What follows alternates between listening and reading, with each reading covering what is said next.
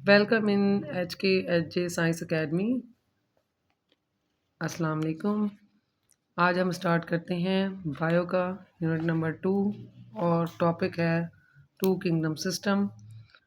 इससे पहले के तमाम टॉपिक्स, वीडियोस, लेक्चर्स हमारे चैनल में मौजूद हैं, आप वहां से विज़िट करके समझ सकते हैं।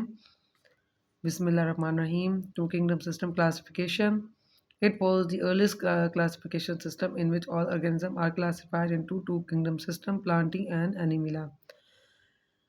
ये टैक्सोनॉमी जो है उसके अंदर क्लासिफिकेशन का सबसे पहले आने वाला सिस्टम है, जिसके अंदर दो किंगडम बनाए गए थे, plants and Animalia. And the organism that can prepare their own food, वो ऑर्गेनिज्म जो अपना फूड खुद प्रिपेयर कर लेते हैं उनको ऑटोट्रॉफ कहा जाता है। उसके लिए प्लांट किंगडम प्लांट ही रखा गया, जबकि वो ऑर्गेनिज्म जो अपना फूड खुद नहीं बना सकते उनको हेटरोट्रॉफ कहा गया है, उनके लिए किंगडम एनिमिला रखा गया है। According to this system, prokaryote यानी कि bacteria and archaea and fungi are member of plant kingdom plantae. इस सिस्टम के मुताबिक जितने भी बैक्टीरिया, प्रोकैरियोट्स,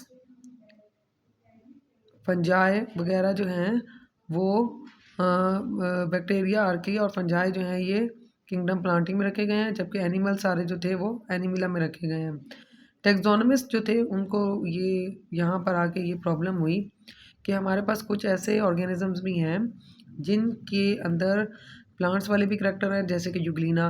इसके अंदर क्लोरोफिल मौजूद होता है और क्लोरोफिल एक प्लांट करैक्टर है। क्लोरोफिल एक केमिकल है जिससे फूड तैयार होता है, फोटोसिंथेसिस होती है। और इसी यूग्लिना के अंदर एक और भी जो है करैक्टर था, वो था फ्लैजेला, जिसकी वजह से ये मूव करता है और प्लांट्स तो मूव नहीं करते। इसके अलावा इसके अंदर जो है जब अंधेरा हो जाता है तो एक खुद फूड बनाने वाला भी करैक्टर है जो कि एनिमल्स में होता है। तो यूग्लिना जैसे ऑर्गेनिज्म की वजह से ये टू किंगडम सिस्टम फेल हो गया। So a separate kingdom was proposed for such organisms, and this system also did not clear the difference between prokaryote, bacteria and archaea and eukaryote. इस system में हमें bacteria, prokaryote और archaea के बारे में, eukaryote के बारे में कोई वाज़ेह फ़र्क नहीं पता चला। तो ये सिस्टम हमारा यहाँ पे फेल हो गया। नेक्स्ट चलते हैं हम थ्री किंगडम सिस्टम पे।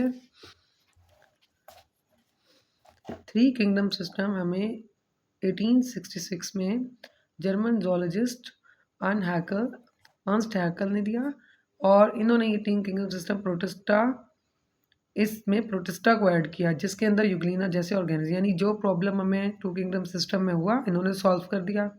इन्होंने हमें एक नया ग्रुप दिया जिसका नाम था protista. He also included a prokaryote, bacteria and archaea and in this kingdom protista. इन्होंने कहा कि ये जो बैक्टीरिया है और जो आर्किया है ये भी इस किंगडम प्रोटिस्टा में शामिल होना चाहिए।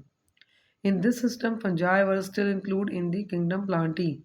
अभी तक जो फंजाई थे, जो कि प्लांट है ही नहीं, वो प्लांट में शामिल थे। तो यहाँ पे आकर ये एतराज़ उठाया गया कि थ्री किंगडम सिस्टम क्यों फेल हुआ। यहाँ से इसका आंसर है some taxonomist disagreed about the position of fungi in kingdom Plantae and fungi resemble plant in many ways but are heterotroph which get their food by absorption. Taxonomist जो थे उनको यहाँ पर ये प्रॉब्लम नज़र आया कि फंजाई जो हैं, जो कि एक्चुअली में एनिमल्स और प्लांट दोनों का काम कर रहे हैं। वो कैसे? ये जो फंजाई होते हैं ये प्लांट की तरह दिखते हैं, लेकिन ये अपनी फूड नहीं बना सकते, तो ये अपनी फूड एब्जॉर्ब करके हासिल करते हैं। दूसरा, इनके अंदर सेलुलोज भी नहीं होता इनकी सेल वॉल में, बल्कि काइटिन मौजूद होता है। तो यहाँ पर आके फंजाई की वजह से ये भी सिस्टम फेल हो गया। इसके बाद आता है जी फाइव किंगडम सिस्टम क्लासिफिकेशन।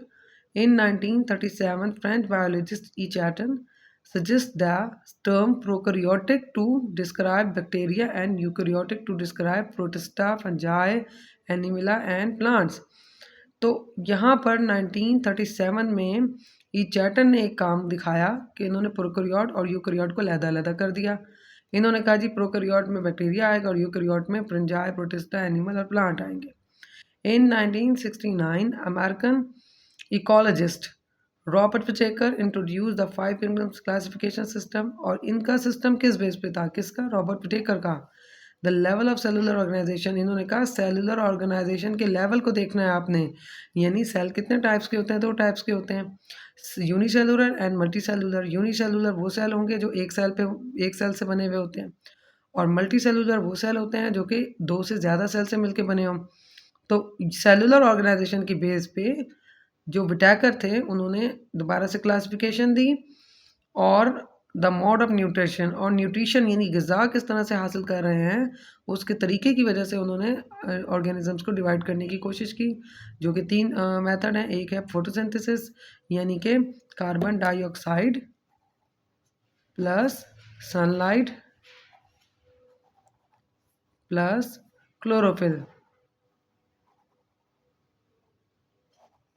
इनकी मौजूदगी में जो प्रोसेस होता है और फूड बनता है प्लांट्स के अंदर वो कहलाता है फोटोसिंथेसिस। और एब्जॉर्प्शन का मतलब होता है जज़्ब करना, और इंजेक्शन का मतलब होता है निगलना। इंसान जो है वो इंजेक्शन के थ्रू फूड हासिल करते हैं, जबकि फंजाई एब्जॉर्प्शन के थ्रू करते हैं, और प्लांट्स जो हैं वो फोटोसिंथेसिस के थ्रू करते हैं।